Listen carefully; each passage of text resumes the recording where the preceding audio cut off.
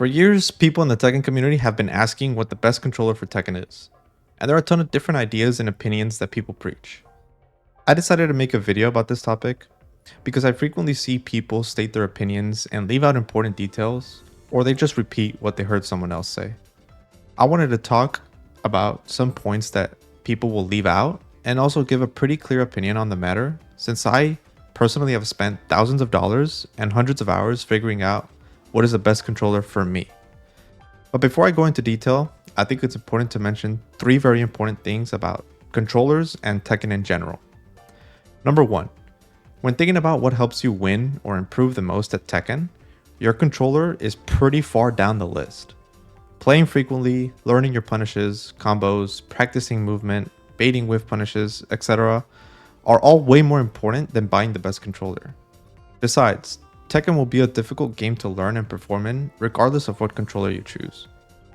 Number two, the most important thing about a controller is that it is comfortable. If your controller does not cause you any physical discomfort or pain, then playing with what you have will help you improve the fastest. And number three, the three major controller types I will mention in this video are pad, which is anything that uses a D-pad, like a PlayStation 5 controller; leverless, which is generally a standard all-button controller, could be a keyboard or even a mixture of both; and stick, which is just a lever and buttons on the side. Since that is established, in my opinion, the best controller for Tekken is leverless, unless you play a Mishima. Then I would say stick is better. Now, if you're wondering where pad stands in the rankings, or what about controllers that have duplicate directional inputs, I will have a section at the end of the video dedicated to both of those. But for now, I want to address the statement directly. If you're someone that does not main a Mishima, like most players, leverless and its higher accuracy and speed will probably feel best. Any non-Mishima character will be easier to play if your controller helps you input any direction more easily, like a forward input or instant while running input, for example. And this is generally what leverless does. Since you're not dealing with levers and them being slower, or even D-pad and it being slightly less accurate, the separate buttons make it easier to be clean and quick whenever you're asked to input directions, even during something like Korean backdash spam. However, while better speed and accuracy may seem like an obvious benefit to high APM Mishima gameplay we all know and love, I think there's a couple points to be made against Mishimas on leverless. The first, and most important in my eyes, is the large difficulty curve to playing a player 2 Mishima on leverless. You see, when you play Mishima on player 1 side, you are mainly offloading the workload to your index and middle finger. But when you go to play to player 2 side, you're now relying on your middle finger and ring finger, which is not as strong or dexterous of a finger combination as the one mentioned before. This makes having a reliable wave dash and consistent electrics much harder on player 2 side than player 1. And Tekken veterans may think, well, it's the same as stick, just opposite sides.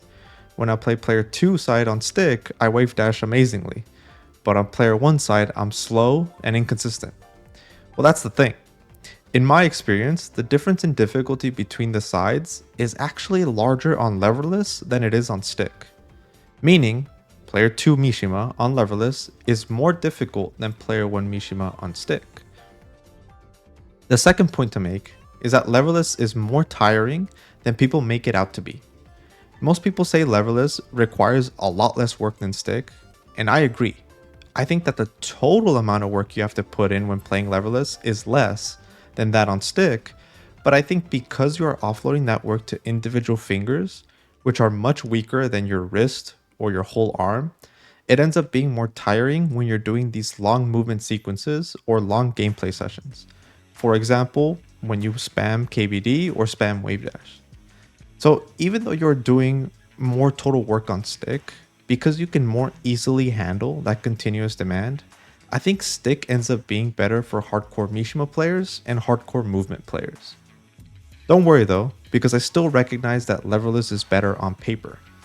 If you're a Mishima player and you will have to end up making a decision between choosing accuracy and speed of leverless or the more comfortable and smooth gameplay on stick. In the end, you probably won't have to spam too many wave dashes in a match.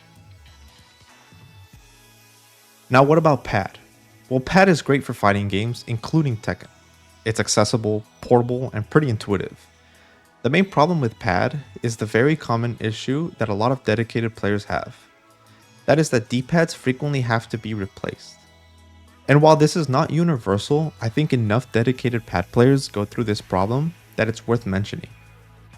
Aside from that, pad matches leverless in speed, and it's pretty damn close in accuracy too.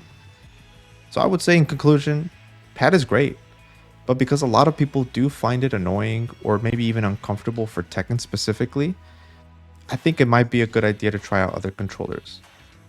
And as for those of you who are a bit more experienced in controllers and have probably been paying attention to the common Mishima on leverless tutorials you are seeing on YouTube, you are probably wondering where duplicate directional input controllers lie. The truth is that they are the best and they have no equal. A duplicate directional input controller is one that has a way to input directions on both the left and the right side of the controller. And this ends up making complicated or difficult inputs like movement and just frame attacks, like electric for example, much easier to do, as you can have your more reliable fingers on both hands split the work. And for electrics for example, you can now time your forward input, which when coupled with a down input equals down forward, and your to input using the same hand instead of separate hands. And this makes electrics much easier to time compared to a more traditional way of inputting them. I have decided to not include these type of controllers in my initial statement because they are constantly in danger of being banned in tournaments. Street Fighter has already started restricting these type of controllers in Capcom Cup, and this risk of getting them banned in Tekken has pushed me and many others away from these controllers. But if you don't care about that or just want the absolute best controller, then a leverless or stick with extra directional inputs is probably the way to go. After all, 60 button hot controllers are extremely accessible. And finally, what controller do I use? Well, despite playing Jin, who uses Mishima execution, I use a leverless. I decided to stick with leverless because it's what I knew. I played Dragon Ball FighterZ and Street Fighter 6 on it, and I learned Tekken on it too. But more importantly, I am generally interested in 2XKO, and leverless felt the best for that game when I played the alpha. If you have any comments or opinions at all about this topic, please let me know. There's a lot of things I cut short and or left out of this video so that it wouldn't be too long. If enough people interact with the video, then I will probably make a part 2. And if you enjoyed the video, please give it a like as it helps fund my Sonic the Hedgehog collection. Peace.